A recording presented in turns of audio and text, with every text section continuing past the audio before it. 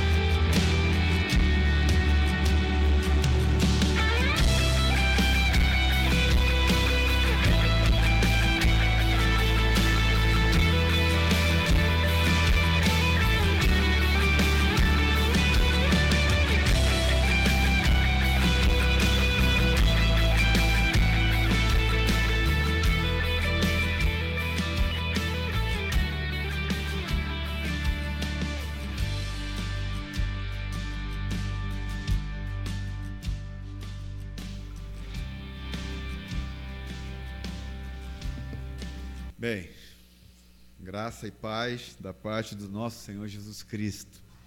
Amém? Pelo menos é assim que o apóstolo Paulo anuncia a sua apresentação.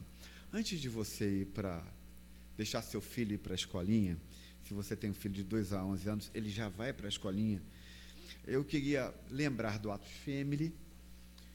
Hoje é o último dia de inscrição. Você precisa procurar a Cris, fazer a inscrição com ela. Eu não vou permitir, eu não tenho como aceitar a inscrição no meio de semana, porque nós estamos, um amigo meu que é chefe de cozinha vai fazer o coffee break desse Atos Family. Então eu preciso ter tudo hoje, os números, os nomes todos hoje, para passar para ele a quantidade de pessoas que nós vamos ter aqui, de casais. Já tem bastante inscrição e você precisa fazer a sua se você for, se você desejar participar do Atos Family. Então, por favor, não se esqueça de fazer a inscrição hoje. É muito importante que seja hoje, porque nós vamos ter um coffee break de primeira linha.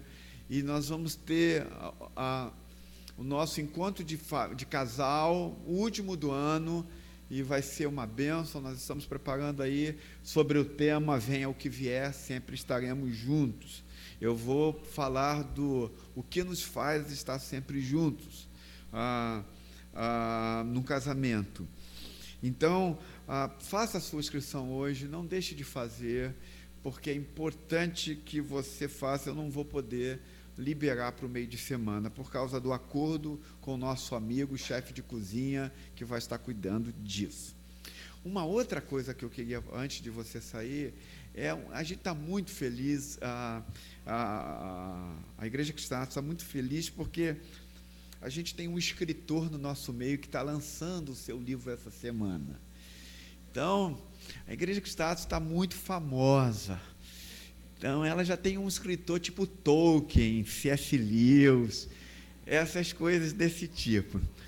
Então, eu quero chamar o Jefferson Júnior aqui, que é o mais novo escritor da Igreja Cristã Atos, que nessa semana está lançando o seu livro. Eu vou deixar que ele apresente. Você trouxe o livro? Não. Oh, man! Uau. Ô, Jefferson, dá um toco nele. Cadê o Jefferson? Dá um toco nele, cara. Ele vai falar do tema do livro, e essa semana é o lançamento numa livraria do shopping aqui em São Gonçalo. A Igreja Cristã está extremamente feliz, porque nós estamos podendo influenciar as pessoas também através da literatura. Então eu vou deixar o Jefferson falar sobre isso, e a gente vai orar, agradecendo a Deus pela vida do Jefferson Júnior e pelo lançamento desse livro, ok? Fique à vontade. Boa noite, igreja. Eu só queria falar uma coisinha rápida sobre o livro. Então, vai ser lançado essa semana, no dia 11, que é uma quinta-feira, no Shopping São Gonçalo, aquele lá da estrada, às 7 horas da noite. O livro é uma história secular, ele não é um livro cristão, eu queria avisar isso a vocês.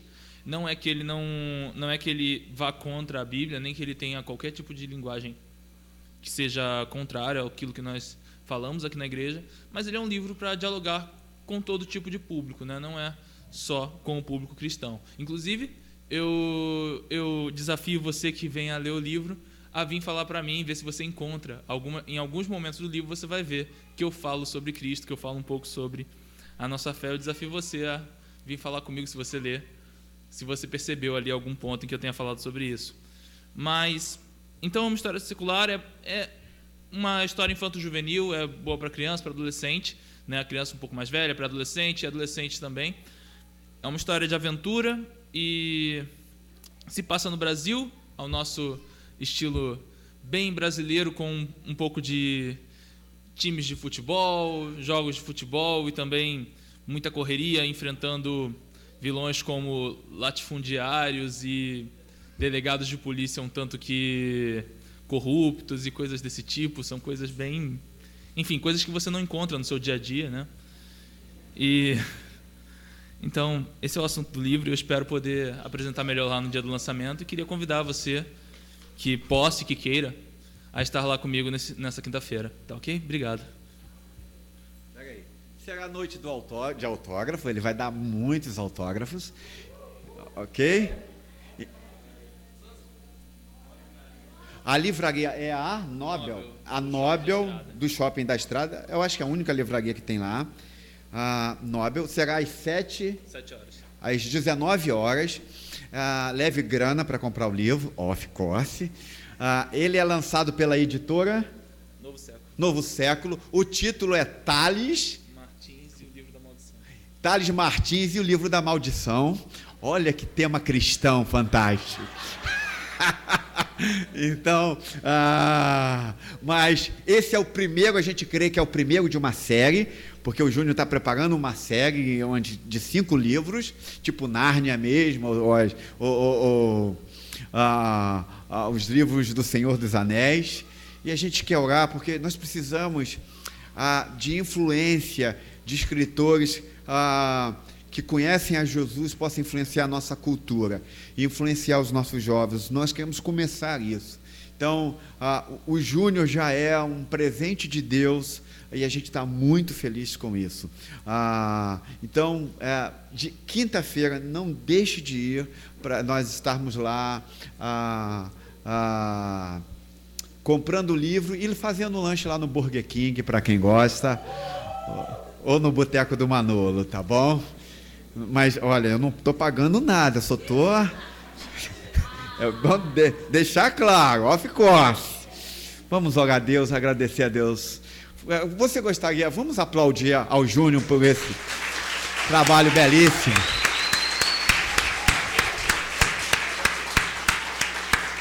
O Júnior é bem tímido, vocês já sabem disso, então...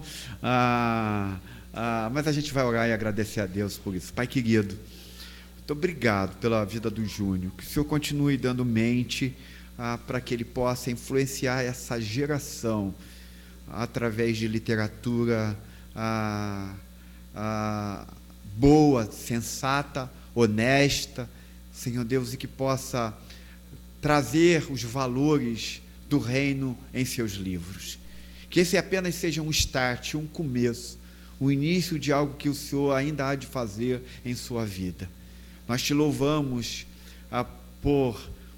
pelo Júnior ter chegado até aqui. Isso significa que os seus pais tiveram uma importância enorme nesse acontecimento, acreditaram no seu potencial, acreditaram naquilo que o Senhor tem levado e guiado a vida do Júnior. Muito obrigado pela vida do Jefferson e da Margarete também, Senhor Deus. Nós queremos te pedir, Senhor, que o Senhor também faça de diversas maneiras nos nossos jovens, que eles possam ser usados culturalmente, que essa cidade seja influenciada por meio do Evangelho, a nossa cultura seja influenciada. Então, eu te peço que o Senhor levante músicos, que o Senhor traga artistas plásticos, que o Senhor levante uma nova geração que possa influenciar por meio do Evangelho. Em nome de Jesus. Amém e amém. Ok? Deus te abençoe, Júnior. Agora sim, se você tem seu filho de 2 a 11 anos, libera para a escolinha, ok?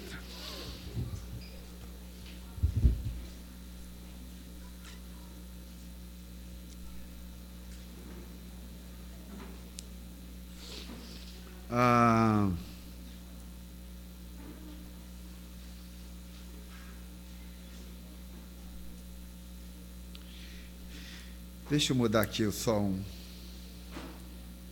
uma coisa aqui no meu iPad.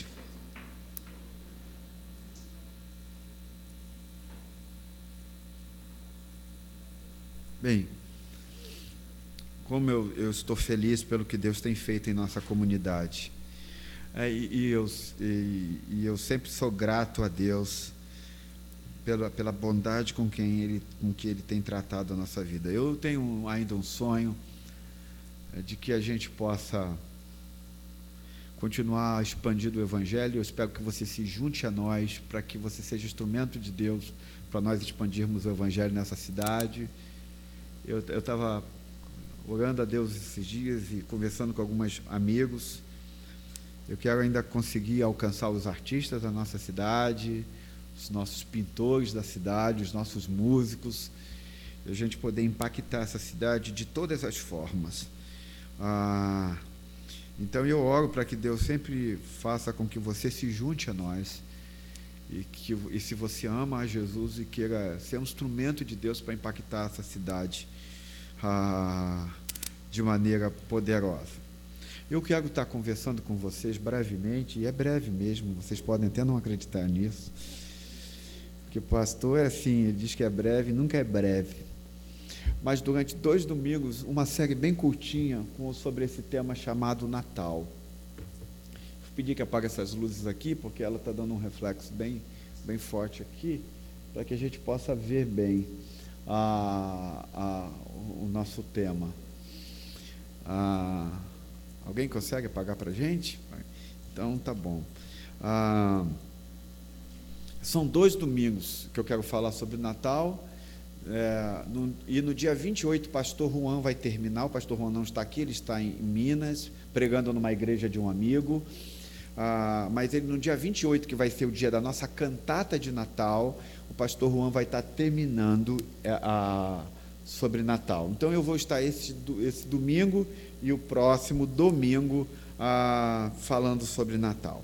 Então eu queria convidar você a abrir sua Bíblia em João capítulo 1, do verso 1 ao verso 14.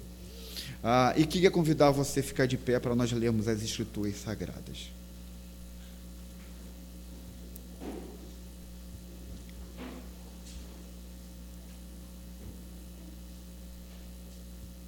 Se não está conseguindo, não tem problema não, Jefferson. Lá depois a gente ajusta isso. Bem, eu vou explicar porque eu vou falar de Natal em um texto de João. Eu já explico isso já para vocês, ok? Diz assim, eu vou ler os versos ímpares e vocês vão ler os versos pares. No princípio era aquele que é a palavra. Ele estava com Deus e era Deus.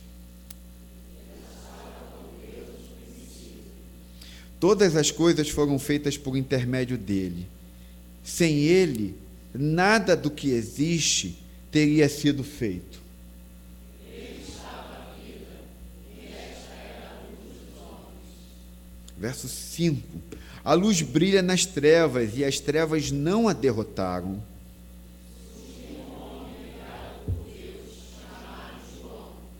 Ele veio como testemunha para testificar acerca da luz, a fim de que por meio dele todos os homens crescem. Ele não era a luz, mas veio como testemunha da luz. Verso 9. Estava chegando ao mundo a verdadeira luz, que ilumina todos os homens.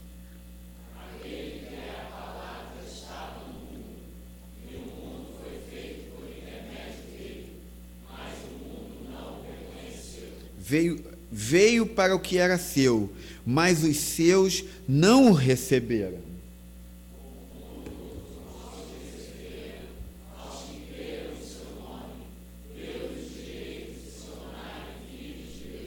Os quais não nasceram por descendência natural, nem pela vontade da carne, nem pela vontade de algum homem, mas nasceram de Deus.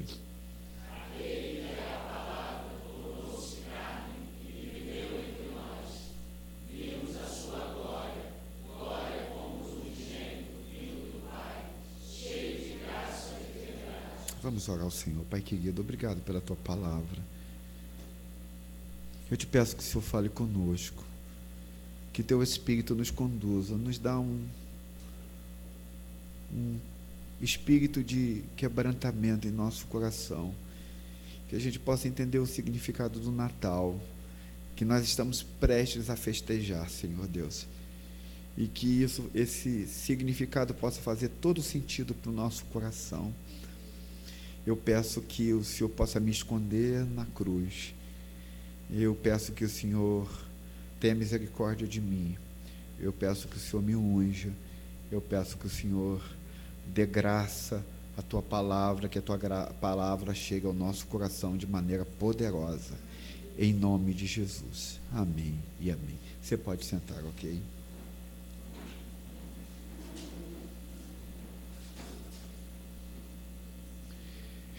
Bem, o Natal tem se tornado para nós uma espécie de noite feliz, até mesmo no meio cristão. Eu não sei se você já parou para pensar, mas no Natal a gente tem uma carinha meio diferente. Quando começa a chegar o Natal, a gente fica com um semblante meio diferente. E o Natal para nós é como se nós tivéssemos sempre que cantar noite feliz, noite feliz. Então, o que a gente faz no Natal? Nós nos reunimos, nós cantamos canções de Natal, nós falamos de coisas legais, nós falamos de dar presentes, fazemos caras natalinas, porque você pode esperar que quando vai chegando o Natal, as nossas caras se transformam em caras natalinas, aquela cara meio de um anjo assim. Todos nós parece que nos tornamos meio que anjos no Natal. Qual é o lado bom do Natal? O lado bom do Natal é que nós ligamos normalmente o Natal à família. Esse é o lado bom. Nós logo pensamos em nos reunir em famílias, chamar os que estavam longe para perto, diminuir as diferenças, as desigualdades, chamar o irmão que estava longe, o pai que a gente não está falando muito bem. Então, o lado bom do Natal porque é que ele tem um contexto bem familiar, tem um contexto de presentes, tem um monte de coisa boa no Natal. O problema, o que a gente precisa parar para pensar é que se a gente pensar em Natal apenas em contexto familiar, de presentes ou de coisas desse tipo, é muito pouco para aquilo que ele é de fato. O Natal é algo muito mais profundo, algo muito mais grandioso. O Natal é algo extremamente cheio de significado. Então, eu escolhi o livro de João, porque o livro de João dá o significado do Natal. Enquanto você, ao ler Mateus, Marcos e Lucas, você tem o que aconteceu no Natal. Mas João dá o significado do Natal. Então, quando você abrir o Novo Testamento para ler Mateus, Marcos e Lucas, você vai ler sobre anjos, você vai ler sobre pastores, sobre magos, sobre manjedores. Esses livros, Mateus, Marcos e Lucas, dão o que acontece no Natal ou o que aconteceu. Enquanto João, ele vai dar o significado do Natal. Então, a base do meu sermão hoje é o verso 14. A minha base do significado do Natal, que eu quero conversar com a gente hoje, é este verso, e diz assim: aquele que é a palavra tornou-se carne e viveu entre... Vimos a sua glória, glória como do unigênito vindo do Pai, cheio de graça e de verdade. O que João quer nos dizer primeiramente? A primeira coisa que João quer nos dizer é que Jesus é a palavra de Deus. Essa é a primeira coisa. Então, quando João diz que Jesus é a palavra de Deus, ele está fazendo uma declaração bombástica. Porque não sei se você se lembra, a gente acabou de ler que ele veio para os que eram seus, mas os seus não receberam. Então, quando João diz que Jesus é a palavra de Deus, ele está dizendo que não é possível se conhecer a Deus sem Jesus. Não dá para você saber quem é Deus sem Jesus. Isto é, sem Jesus Cristo, não há como você conhecer plenamente a Deus. Então João está dizendo o seguinte: olha, vocês podem até conhecer alguma coisa sobre Deus, você pode saber quem Ele é em algum aspecto, você pode acreditar nele em algum aspecto, mas para conhecê-lo de fato, saber quem Deus é de fato, vocês precisam de Jesus. Vocês precisam dele. Por quê? Porque Jesus é a revelação suprema de quem Deus é. Para você ter intimidade com Deus, para você poder dizer que Ele é o meu pastor, você precisa de Jesus.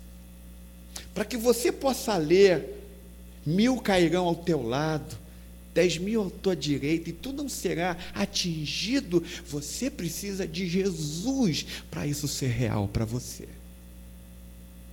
Então João está dizendo, e esse texto está dizendo, que Deus não nos deu um argumento para a gente crer em Jesus. Talvez você esteja aqui e diga assim: eu quero um argumento para que eu possa crer em Jesus. Eu quero, pastor, que você me dê algumas possibilidades para que eu possa crer em Jesus. Mas João está dizendo que Deus não deu para mim nem para você um argumento para te convencer que Jesus Cristo é o Redentor e Salvador do mundo, ou um argumento que você possa chegar logicamente a uma conclusão que o cristianismo ou que a fé cristã é real. João está dizendo que Deus te deu algo muito importante, isto é, Deus te deu uma pessoa, e essa pessoa é chamada Jesus Cristo. Natal é Jesus. Então, essa pessoa chamada Jesus, de João, é a prova mais convincente que eu e você possa ter para entender que o Deus da Bíblia é o Deus real. Obviamente que eu não estou falando aqui que para conhecer a Jesus você precisa ser uma pessoa antirracional, não precise pensar. Não, o que eu quero dizer hoje é que você precisa olhar para Jesus, você precisa olhar para Ele, olhar para o que Ele veio fazer aqui, olhar para os seus ensinos, olhar para o que Ele falou, olhar para a sua morte, olhar para a sua ressurreição, e no final de tudo você perguntar a si mesmo: o que isso se encaixa na minha vida? Então, João está dizendo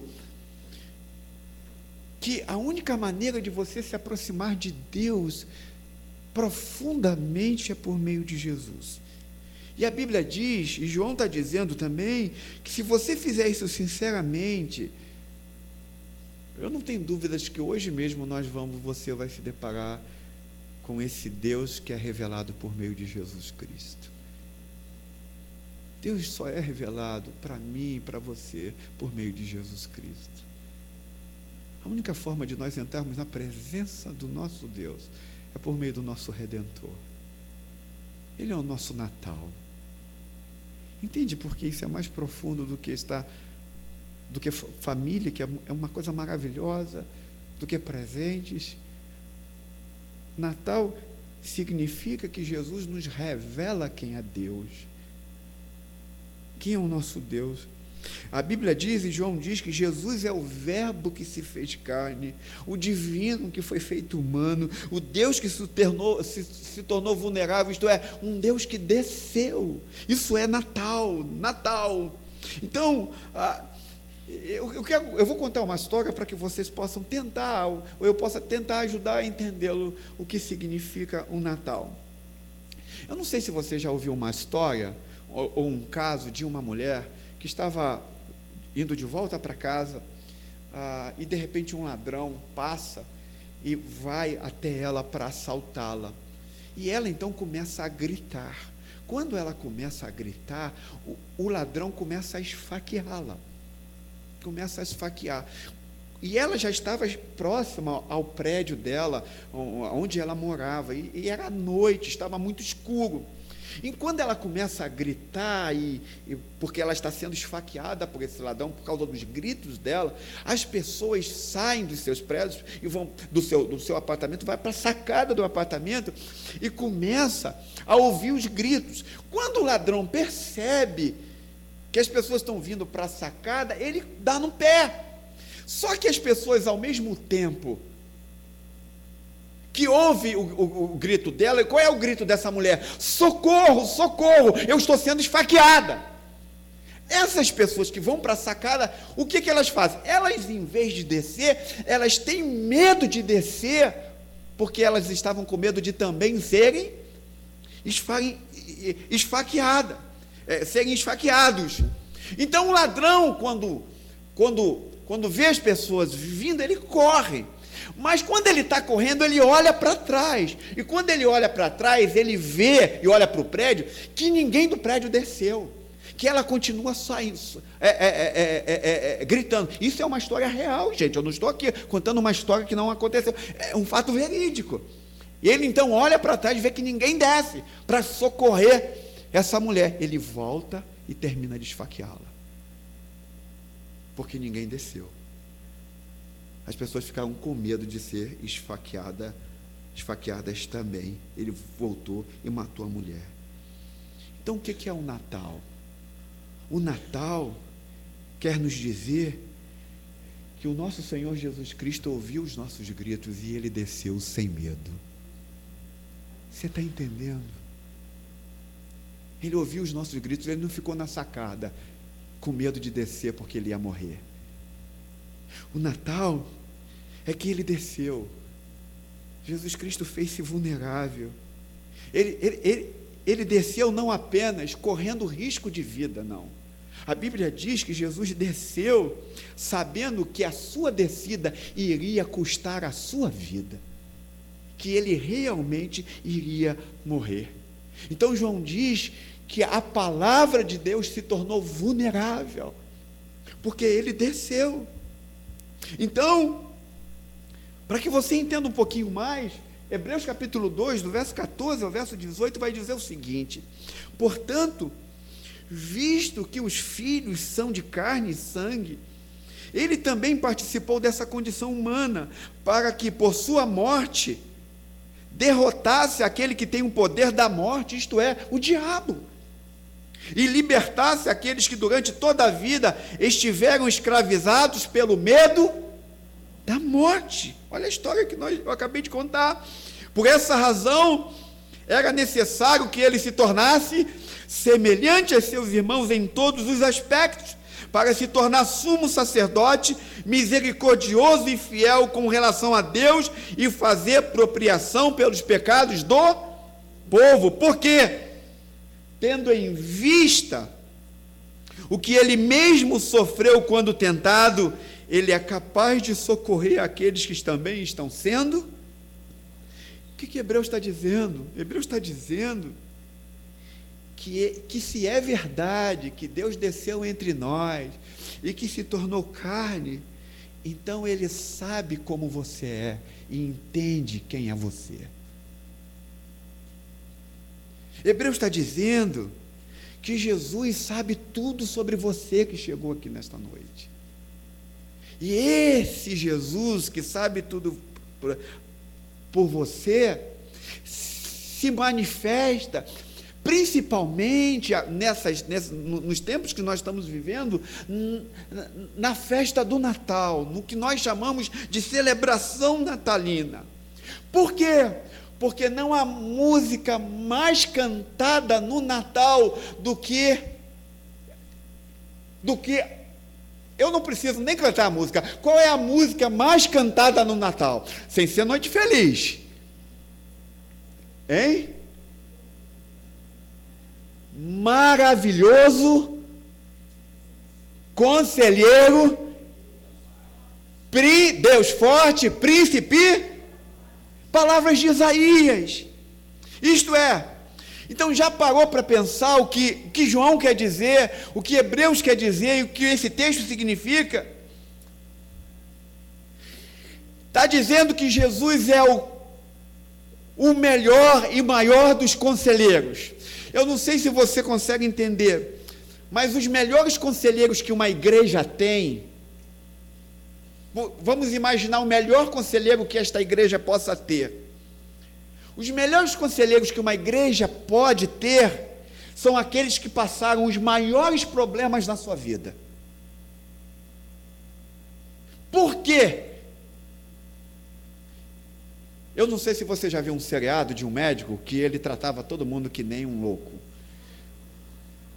Eu não sei se é esse não, mas é um filme também. Então, o que é? Ele tratava... Esse cara é louco, eu sei desse seriado, eu fico com raiva dele, dá vontade de eu bater nele. Mas foi um filme que eu vi, que ele era um médico muito importante na cidade, mas ele só tratava de doentes terminais. E então ele tratava todo mundo como se fosse a escória do mundo. Só que ele contraiu uma doença também terminal. E aí, da mesma forma que ele foi tratado, que ele tratou as pessoas, também ele foi tratado. E aí ele viu quanto era odioso a forma dele ser tratado. E aí ele consegue sair dessa. E depois que ele passou por tudo que ele passou e viu como ele tratava as pessoas, ele tomou uma decisão daquele dia em diante de nunca mais tratar as pessoas como elas estavam sendo tratadas, e pelo contrário, ele tomou a decisão de se solidarizar com as pessoas, entender o sofrimento. Então, os maiores conselheiros que uma igreja pode ter são os conselheiros que já passaram por coisas das mais terríveis que poderiam ter passado. Por quê? Porque elas são capazes de ajudar as pessoas a enfrentarem os seus terríveis problemas. O livro de João e o livro de Hebreus vai nos dizer e vai nos responder por que Jesus é chamado de maravilhoso e conselheiro. Por que é no Natal que nós mais lembramos que Jesus é maravilhoso e conselheiro? João responde, porque ele é o verbo que se fez carne e habitou entre nós. É por isso que ele é chamado por mim e você, e por você, por maravilhoso e conselheiro. Então, o que o Natal está querendo nos dizer? O Natal quer nos dizer, ou está nos dizendo, que o Criador do universo, o verbo que se fez carne, passou fome. O verbo que se fez carne passou por solidão. O verbo que se fez carne teve falta de moradia, ele não tinha casa própria. O verbo que se fez carne passou por muita tristeza. Diz Isaías que ele era tão carregado de tristeza que o seu semblante era desfigurado. Isaías, a Bíblia diz que o verbo que se fez carne foi traído. O verbo que se fez carne foi rejeitado, foi torturado, sofreu injustamente. A Bíblia diz que ele passou por tudo isso. Por isso que no Natal nós cantamos que ele é maravilhoso, conselheiro, Deus forte e príncipe da paz. E aí a pergunta que eu faço, você já foi traído? Pastor, eu já fui. Eu quero te dizer que Deus sabe exatamente o que você sente. Talvez você esteja aqui, esteja se sentindo sozinho. Jesus sabe exatamente o que você está passando. Você está enfrentando ou enfrentou um problema de morte na sua família? Eu quero te dizer que Jesus sabe exatamente isso que você está passando. Você perdeu tudo ou está perdendo tudo na sua vida? Quero te dizer que Jesus sabe exatamente o que significa isso. Não só isso, mas o Natal significa que você pode ir até Ele, porque Ele é o maravilhoso conselheiro que você tem. Ele sabe exatamente o que você está passando. Natal, então, significa que você precisa confiar nele, que você precisa ir até ele justamente como você está, como você está se sentindo, como você está vivenciando o seu drama. Natal significa que Jesus é o nosso maravilhoso conselheiro, que você pode ir em direção a Ele. Talvez você possa estar dizendo hoje: mas pastor, eu já tenho ido até Ele, eu tenho compartilhado com Deus os meus problemas, eu tenho falado dos meus problemas familiares, eu tenho me derramado diante dele, eu abro o meu coração para falar com ele das coisas que eu tenho passado, mas ele não responde a minha oração, e parece que ele não ouve as minhas orações. Eu quero te dizer que você precisa entender o significado do Natal. O significado do Natal é que Jesus também foi abandonado por Deus. Por que você precisa entender o Natal? Nas tuas dores, nos seus dramas, porque Jesus viveu exatamente o que eu e que você vivemos. Ele também foi abandonado. Ele também não teve seus desejos correspondidos. Ele desejou uma coisa e ganhou outra. Aí ele disse: Pai, passe de mim este cálice. E a resposta do seu pai foi: não, você não posso passar esse cálice de você, você tem que passar por isso. Então, o Natal significa que você tem que enquadrar todas as suas lutas com o entendimento que o Verbo se fez carne. Isso é muito importante para que você entenda como a sua vida, como você deve viver esse Natal. Não há nada que você passe, ou venha a passar, ou esteja passando, que ele não saiba o que é. E não só que ele saiba soberanamente o que você está passando, ele sabe exatamente os sentimentos que você está tendo. Ele sabe exatamente como você está lidando com isso. E o Natal é um convite dele a você, dizendo: confie em mim. Eu sou teu maravilhoso e eu sou teu conselheiro. Confie em mim. O Natal também significa que o Verbo se fez carne e habitou entre nós, para que nós pudéssemos ver o quê? A sua glória. Quando João está falando isso, que o Verbo se fez carne, e nós vamos ver a glória de Deus através desse Verbo que se fez carne, quando João está dizendo isso, ele está fazendo uma alusão a Moisés. Lembre-se que toda a história bíblica, não só o Velho Testamento está conectado com o Novo, mas o Novo está conectado com o Velho, com o Antigo Testamento.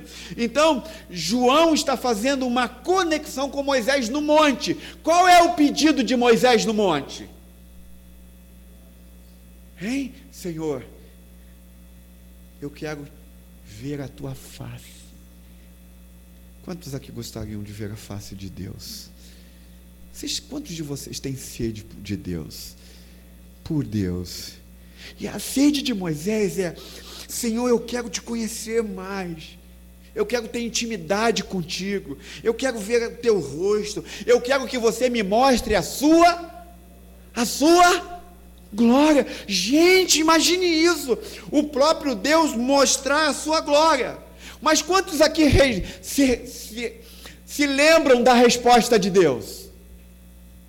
A resposta de Deus foi o seguinte: eu não posso, Moisés, te mostrar a minha glória. Eu não posso revelar a minha face a você. Porque se eu fizer isso, Moisés, você não sobrevive, você morre. Se eu mostrar a minha glória para você, você deixa de existir. Mas olha o que eu vou fazer para que você tenha uma percepção disso. Eu vou construir um tabernáculo. E nesse tabernáculo os sacerdotes vão oferecer sacrifícios. E vai ter lá o Santo dos Santos, onde a minha glória vai estar ali. Eu vou construir uma grande tenda, e ali vai ser a minha morada. Eu vou morar ali.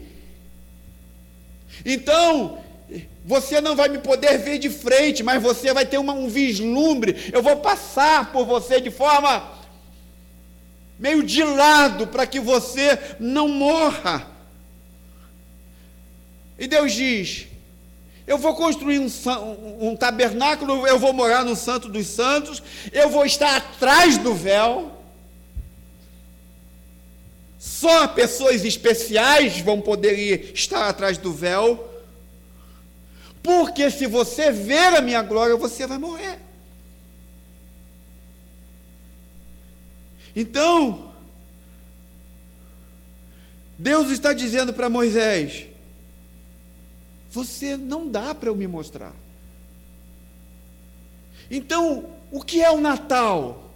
Segundo João, o Natal é Deus nos mostrando que Jesus é o nosso tabernáculo. Isto é, nós contemplamos a glória que Moisés não pôde contemplar. Vocês entendem? Nós podemos hoje, no século 21, contemplar aquilo que Moisés não pôde, senão ele morreria. Jesus é o nosso tabernáculo. Por causa de Jesus Cristo, o tabernáculo antigo, o véu que você tinha que passar, acabou. Por quê? Porque Jesus é o nosso tabernáculo. Jesus dá um fim ao sacrifício. Tinha que se imolar animais para que você tivesse acesso aos átrios do templo. E João vai dizer que Jesus Cristo se tornou não só o nosso tabernáculo, mas que Jesus também se transformou no nosso sacrifício. Jesus se torna tudo para nós. Isso é Natal. Então, o Natal também significa o quê? O fim da religião como a conhecemos.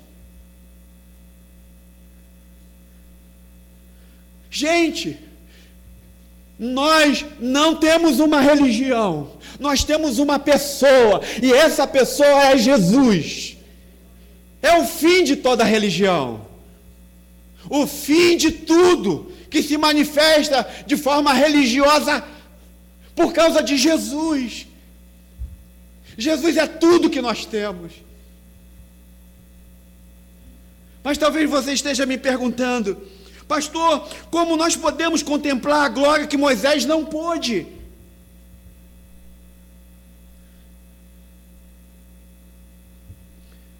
Por que Moisés não experimentou a glória que ele tanto pediu a Deus? Moisés não experimentou a glória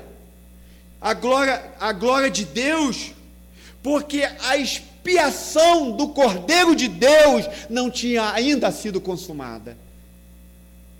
Para se ver a glória de Deus, precisa ter a expiação do Cordeiro de Deus. Não de um animal, não de um quadrúpede, mas do Cordeiro de Deus, do Filho de Deus. Então Moisés não podia ver a glória de Deus.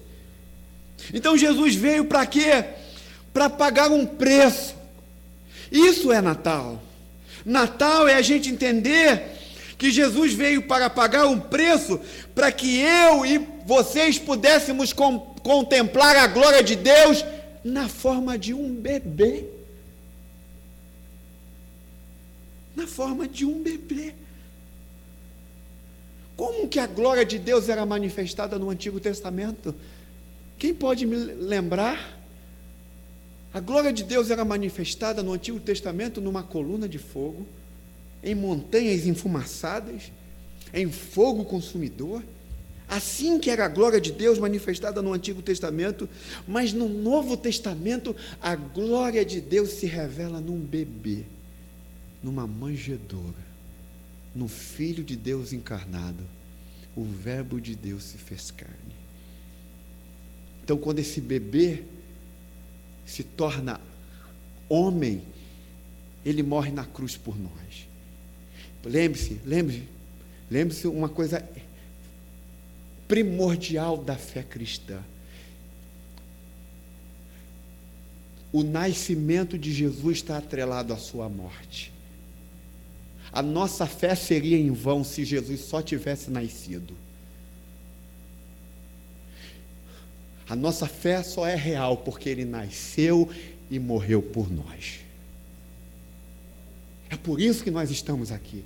Porque é por isso que nós podemos dizer nesta noite: tu és meu maravilhoso e conselheiro príncipe da paz.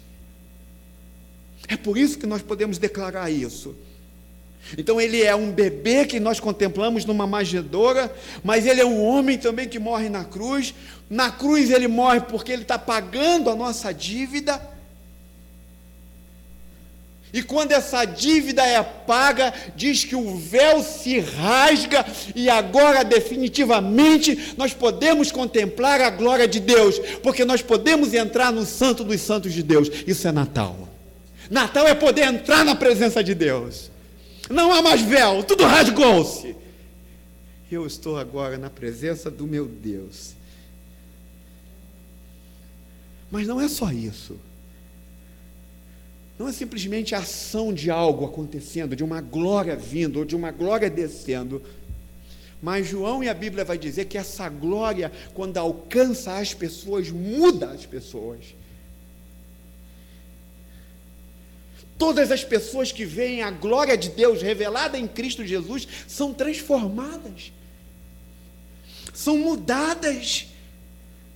Então João está dizendo que Jesus é a glória de Deus encarnada, ele é o verbo, ele é a palavra de Deus, Jesus é conselheiro, segundo as Escrituras Sagradas. Então, a gente está chegando no final do ano, a gente está se aproximando do Natal. É como se João estivesse dizendo para mim e para você: não importa o que esteja te afligindo, Ele tem o remédio, Ele tem a resposta para a tua vida, Ele é aquele que pode mudar você. Eu não sei se você se lembra um episódio descrito no Evangelho de Marcos, no capítulo 2, quando o homem é levado por seus amigos de um teto. Ele é descido, um homem paraplégico, e ele é descido para que ele tenha a oportunidade de ser curado por Jesus. Nesse episódio do Evangelho de Marcos, o homem desce numa maca, Jesus vai em direção a ele e diz: filho, os teus pecados estão perdoados. O que é fantástico nesse texto é que o homem quieto estava e quieto ficou. Talvez você esteja me perguntando: mas pastor, o que há de fantástico nisso? Jesus vai em direção a ele e diz: filho, perdoado estão os teus pecados. Que fantástico nisso? O fantástico não é Jesus dizer simplesmente: filho, perdoados estão os teus pecados. O fantástico é o que diz o texto, que o homem quieto estava, quieto ficou. O que há de surpreendente disso, pastor? Porque a Bíblia diz que Deus nunca dá perdão a uma pessoa se ela não se arrepender primeiro. Então, como é que Jesus perdoa um ser humano que quieto estava e quieto ficou? Porque biblicamente só há perdão para mim e para você, para vocês que estão aqui, se nós reconhecermos que somos pecadores, que estamos distantes de Deus. Só quando nós reconhecemos isso é que Ele diz: filho, perdoado estão os teus pecados. Mas esse homem quieto estava e quieto ficou. Como é que Deus pode ter dado perdão a alguém que não se arrependeu publicamente? Que não nos deu nenhum sinal de arrependimento? O que o texto nos mostra no episódio de Marcos, então, é por que Jesus fez o que fez? Por que Jesus perdoou os pecados e curou aquele homem, ainda que ele não dissesse nada? A resposta é que aquele homem, enquanto Jesus se aproximava dele,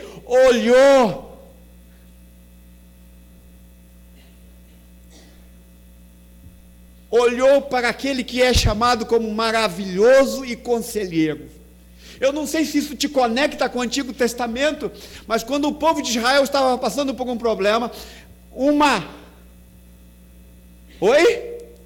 uma serpente é colocada, e diz que quando alguém olhasse,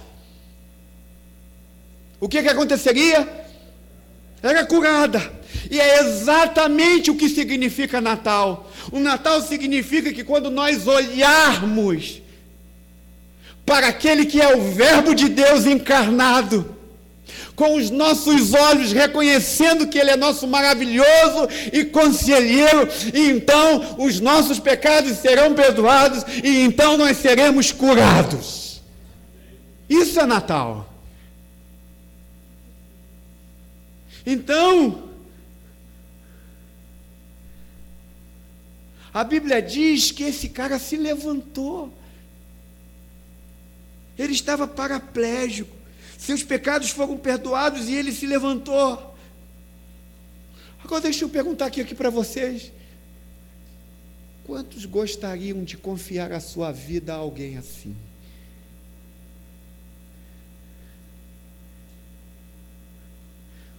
Confiar o seu coração a alguém assim. Então, Natal significa que Jesus pode transformar você, a sua imagem e semelhança. Talvez você tenha chegado aqui e ache, ou talvez ache que se Deus resolver o problema do seu casamento, a sua vida está resolvida. Eu sei que isso é importante para você.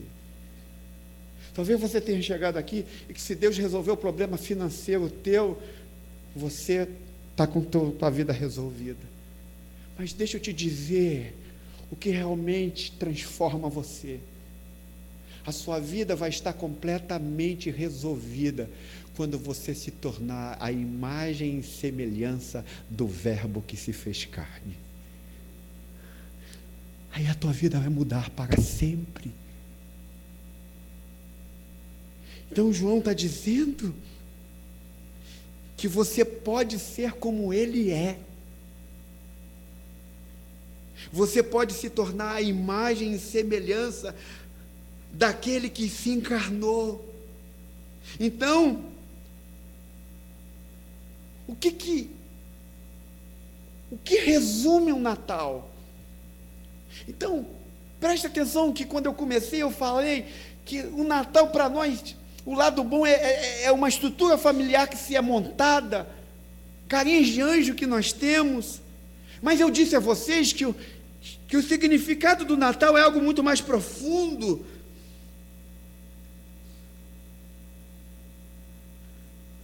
Mas o sentido mais glorioso do Natal é que, se você realmente viver o Natal que João está descrevendo, você nunca mais poderá dizer para a sua vida que a sua vida nunca vai mudar.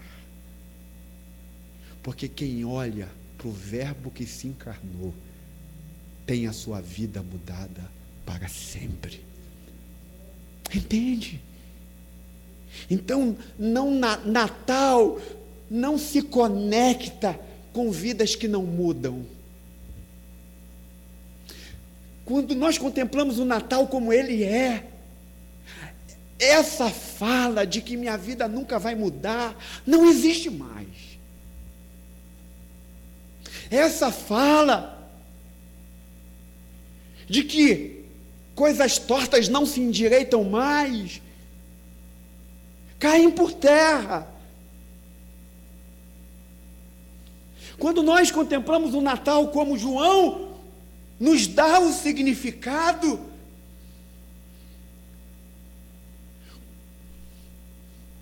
coisas que parecem ter sido perdidas e nós dizemos: acabou, perdeu, não se conecta com o verdadeiro sentido do Natal.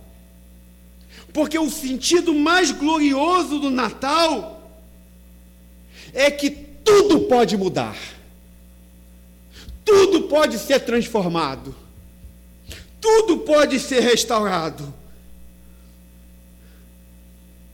Então, nós estamos nos aproximando de 25 de dezembro, onde nós festejamos o Natal. Então, o significado do Natal, para eu terminar e concluir, é que Natal significa que tudo pode mudar. Natal significa que você pode confiar nele. Natal significa que você pode segui-lo de todo o seu coração. Vocês entendem o que é Natal? Eu quero orar com vocês. Mas o verdadeiro sentido do Natal é que essa palavra ou essa frase, impossível mudar, não é e não mais está contida nas nossas expressões. Porque quem olha para Jesus, quem olha para o Verbo encarnado, é impossível de olhar para Ele e não ser transformado à sua imagem e semelhança. Quantos aqui precisam mudar? Quantos aqui querem viver um tempo novo na sua vida? Quantos aqui precisam de algo que se possa renovar a sua vida? Eu quero te pedir para você confiar em Jesus, olhar para Jesus, porque se você olhar para Ele como deve ser olhado, então nunca mais você será o mesmo. Eu quero orar com vocês. Enquanto os músicos vêm para cá, os nossos diáconos venham para cá, por favor. Eu queria que vocês que chegaram aqui pudessem pensar diferente sobre o Natal, de forma mais profunda. Sabe? Porque talvez você viveu o ano inteiro de 2014 e nada mudou na sua vida.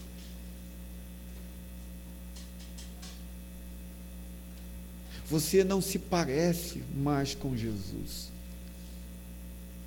E o Natal é uma dessas oportunidades que você tem de olhar para Jesus como Ele é. De olhar para Jesus e entender que no Natal tudo pode mudar. Porque que você pode confiar nele completamente. Por exemplo, talvez você tenha vivido o ano de 2014 inteiro, ainda que você creia nele, você não o seguiu de todo o coração. Natal significa que o Verbo que se fez carne,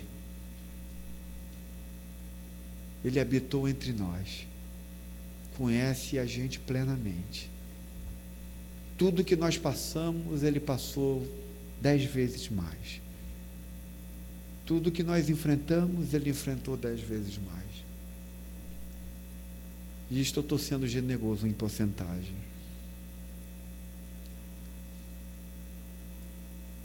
Que nós possamos olhar para Jesus como Ele é.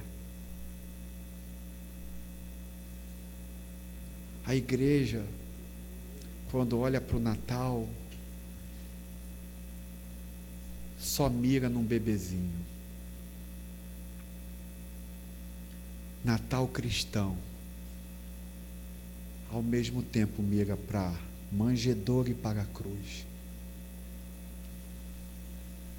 Se esse bebê não morresse, em vão seria a nossa fé.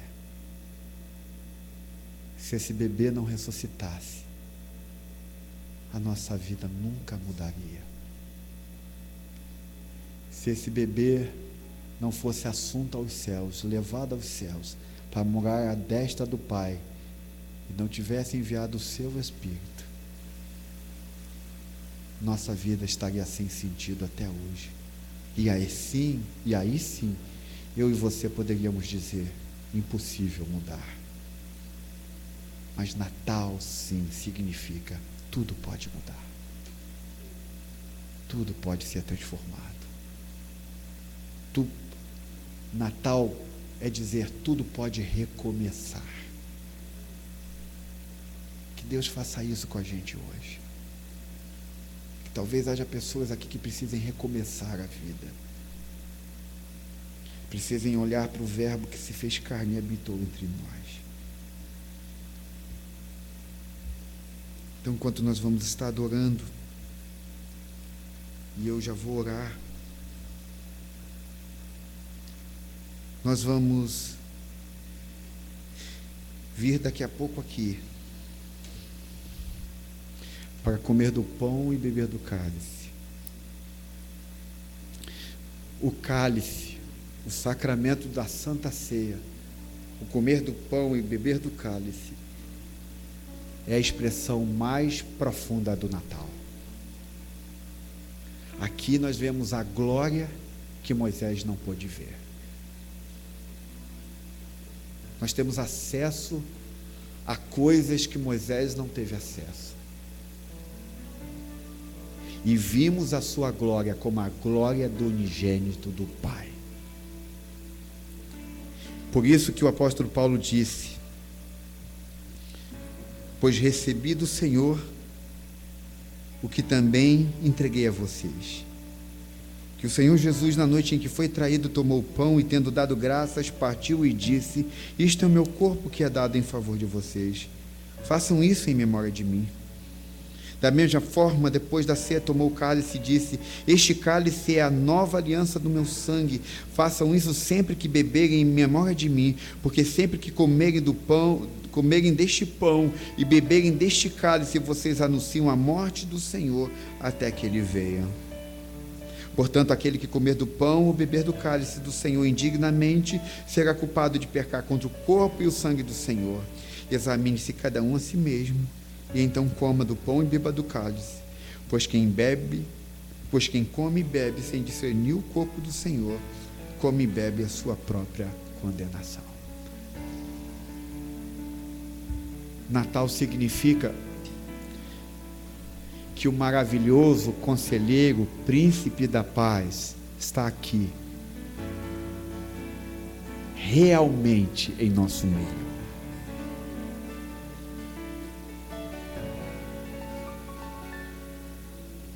Vocês estão diante de alguém que pode pedir todo o conselho do mundo, porque ele já viveu tudo que você viveu.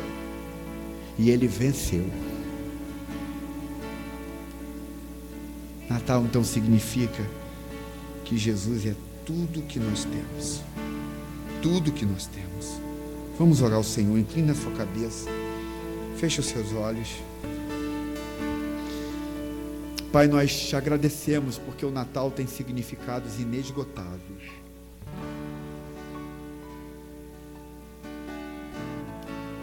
Eu quero te pedir perdão porque a própria igreja do Senhor tornou essa data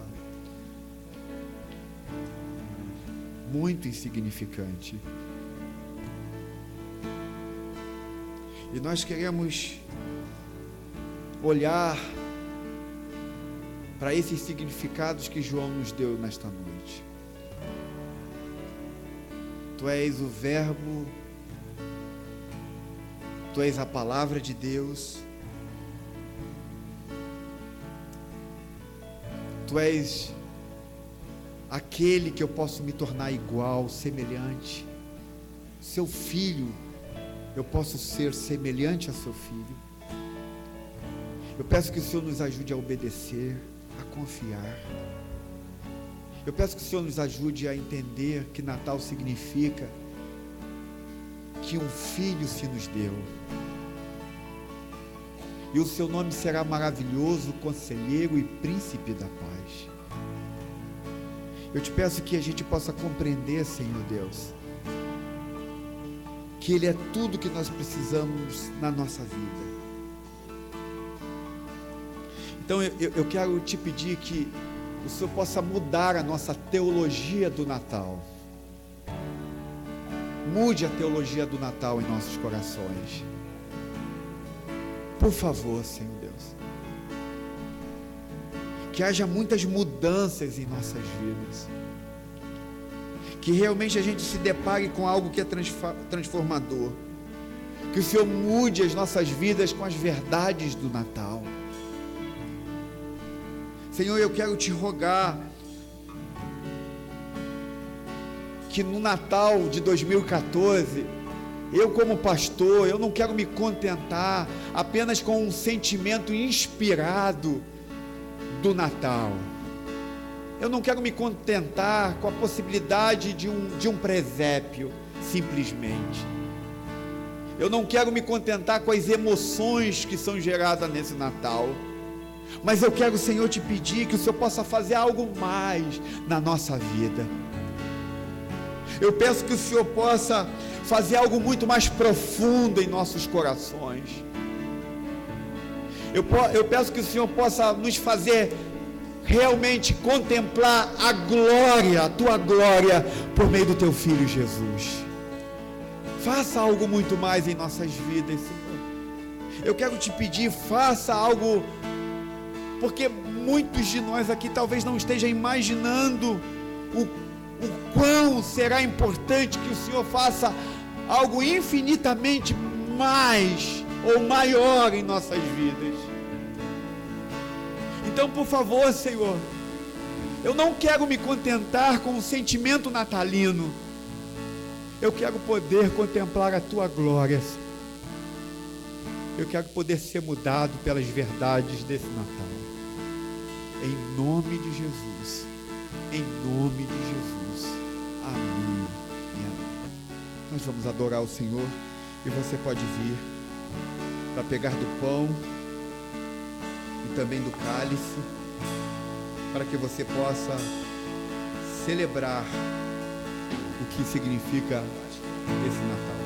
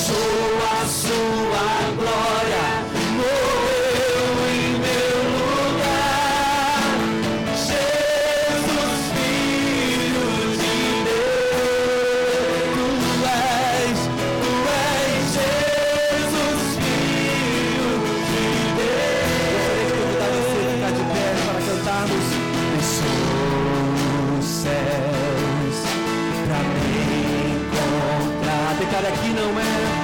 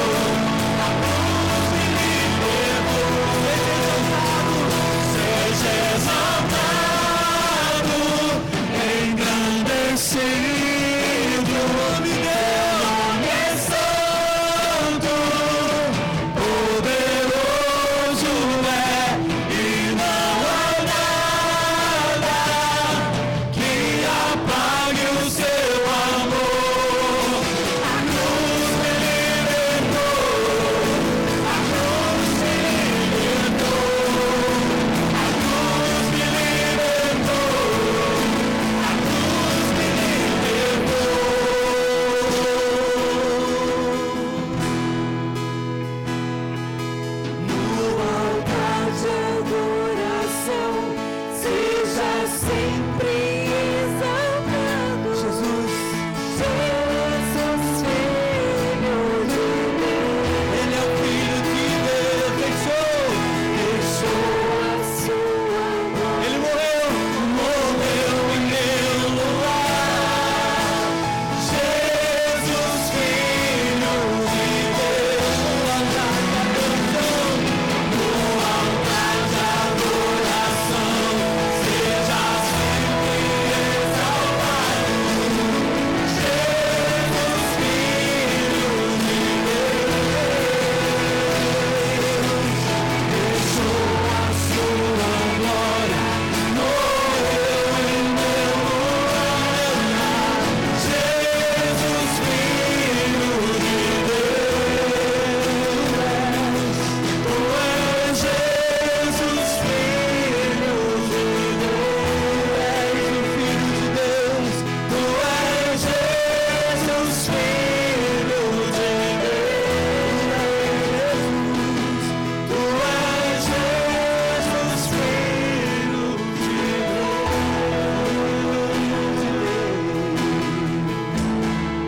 Faz de nós servos para a tua glória, Jesus. Faz de nós, Senhor, brilhar a tua glória, Deus. Faz em nós, Senhor.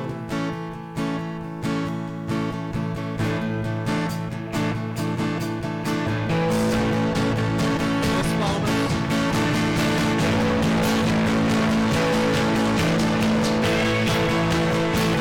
Quando o Senhor conhece em Deus a mesma mente de Cristo.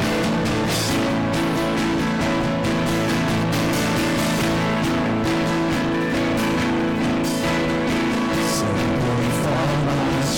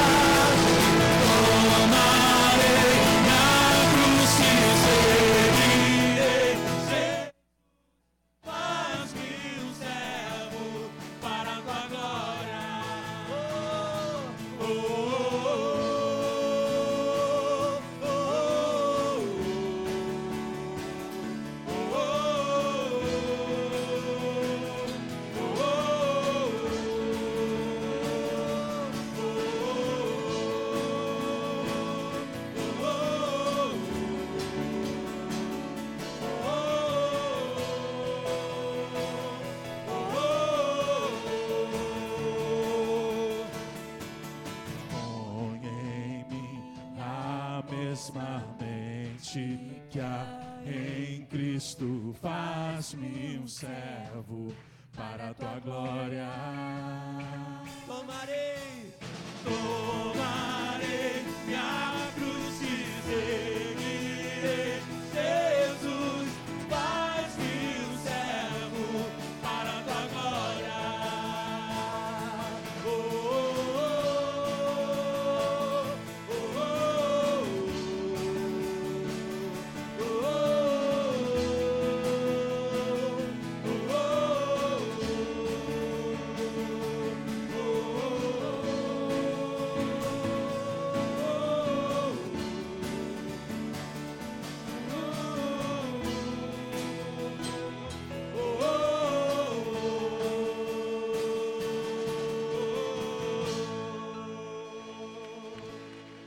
Oh Deus, louvado seja o teu nome. A nossa esperança é que Cristo virá com a tua glória, descerá sobre nós. Hosana nas alturas, hosana nas alturas. Peço ao Senhor, cura-me, Senhor, cura o meu coração, cura-me, Senhor, para a glória e honra do teu nome. Oh, aleluia, te adoramos, Jesus.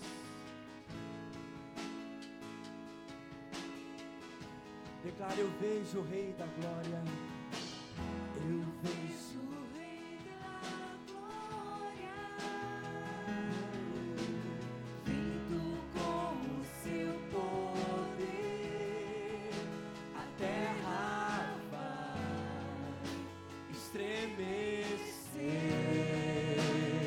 Eu vejo a sua graça. eu vejo a sua graça,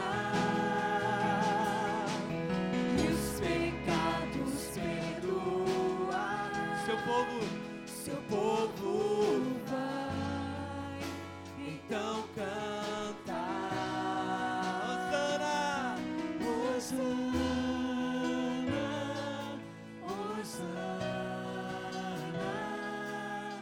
Hosana nas alturas,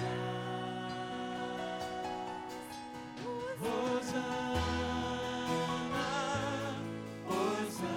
Hosana, Hosana nas alturas. Esperamos por ti, Jesus, nossa esperança, nosso louvor. Eu vejo o povo eleito.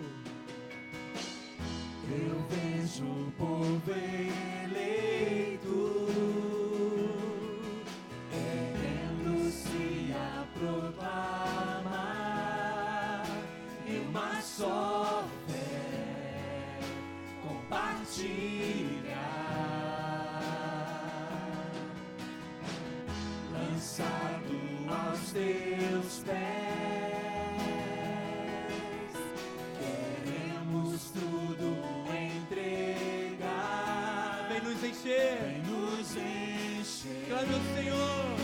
Vem nos encher. Hosana, Hosana, Hosana, Hosana nas alturas. Hosana, Hosana, Hosana nas alturas. Cura o meu coração, cura o meu coração.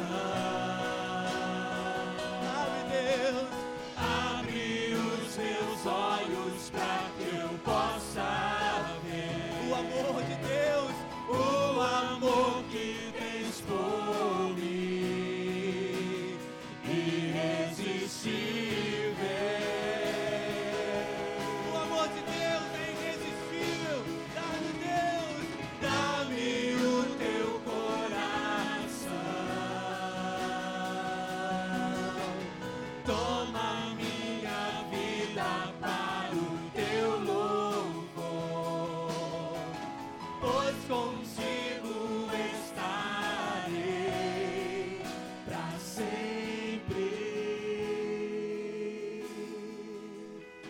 meu coração, a igreja, clama ao Senhor. Cura o meu coração. Abre os meus olhos para que eu possa ver o amor que tens por mim, irresistível.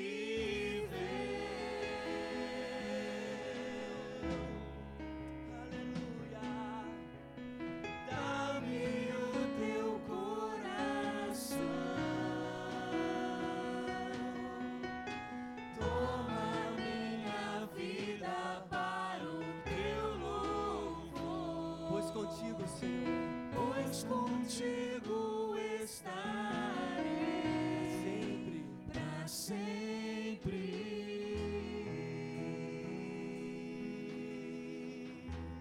Hosana, Hosana, Hosana, Hosana nas alturas. Hosana, Hosana,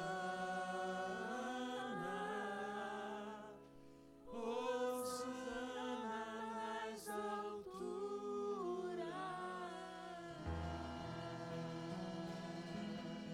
Hosana, Hosana, Hosana nas alturas.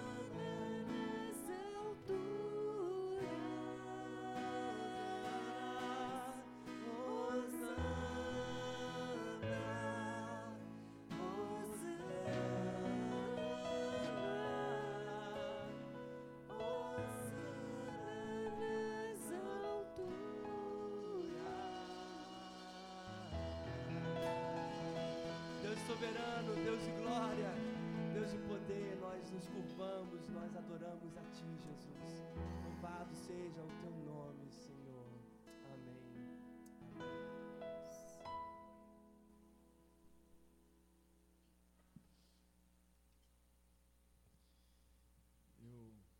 Eu tenho dificuldade de, quando estou na presença de Deus, de ir embora. Eu amo a presença de Deus.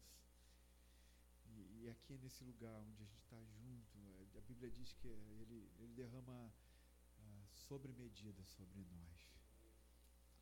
A Igreja Cristã Atos é centrada no Evangelho, mas ela ama, mas não, e ela ama profundamente a presença de Deus. Ela entende que Deus se manifesta no seu povo. Bem, eu quero, antes da gente, só um minutinho, cadê o Vinícius? O Vinícius está aí? Vem cá, Vinícius. O Vinícius vai se casar agora. Ele vai para Corumbá, está se preparando para casar. O Anderson está aí? Não, né? Também? Cadê a Tati? Está aí também? Vai casar dia 20? Não está aí hoje, não. Vem cá, Vinícius. O Vinícius vai casar dia 20. Ele está indo para Corumbá já?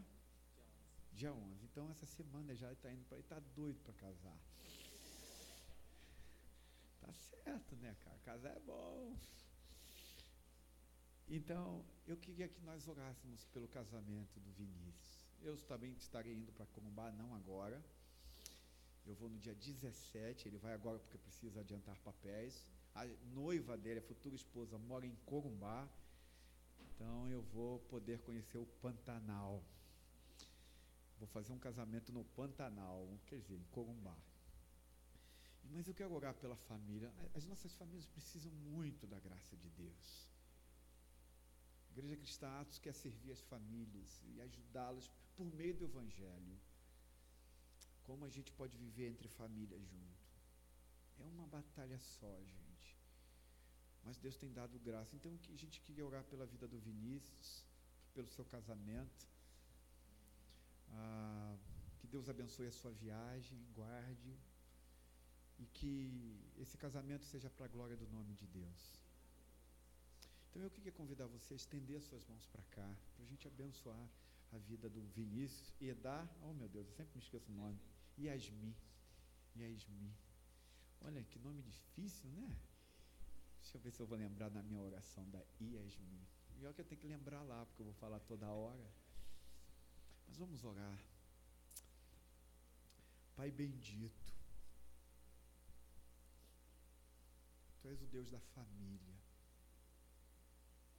Quando o Senhor pensou no Éden, Tu logo pensou na família. Eu quero te pedir que o Senhor estenda as Tuas mãos de graça sobre a vida do Vinícius e da Yasmin. Eu te peço que não só o Senhor abençoe o seu casamento, mas o Senhor abençoe o seu filho e o filho dos seus filhos. Que o Senhor estenda a mão sobre a vida do Vinícius e da Yasmin. Mas eu não te peço só que eles sejam um bom casal. Isto é, que eles apenas, que já é o bastante, ou talvez muito importante para mim, que eles se deem bem nesse casamento. Mas eu te peço que eles te amem de todo o coração. Que eles possam, enquanto viverem nesta terra, possam dizer: eu e a minha casa serviremos ao Senhor. Então, Senhor Deus, protege a Yasmin e o Vinícius. Que o Vinícius possa liderar bem a sua casa. Que ele possa ser um líder na sua casa. E que a Yasmin possa ser submissa ao Vinícius por causa de Cristo. E que o Vinícius possa amar a Yasmin como Cristo amou a sua igreja. Senhor, então eu quero te pedir que as tuas mãos abençoadoras, impetradas por essa igreja, chegue à vida do Vinícius e da Yasmin, para a glória do teu nome, Senhor Deus. Senhor, eu quero te pedir que o Senhor nos leve para casa, que teologicamente a gente saia mais fortalecido sobre o Natal, que se há gente aqui que precisa de mudanças em sua vida, que possa olhar para o Natal, que significa que o Verbo se tornou carne e habitou entre nós, e podemos ver a sua glória como a do unigênito do Pai. Quem se depara com o Natal verdadeiro, é impossível não mudar. Que haja mudanças profundas em nossas vidas. E que a graça do nosso Senhor Jesus Cristo, o amor de Deus Pai e a comunhão do Espírito Santo seja com todos vocês, desde agora e para todo sempre. Amém e amém. Deus os abençoe, gente.